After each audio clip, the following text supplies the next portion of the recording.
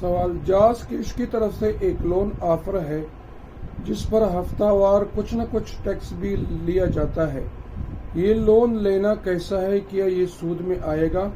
جواب، واضح ہے کہ ضرورت کے موقع پر قرض لینا فی نفسہ ہی جائز ہے، لیکن قرض کا ضابطہ یہ ہے کہ جتنا قرض دیا یا لیا جائے اتنا ہی واپس کیا جائے۔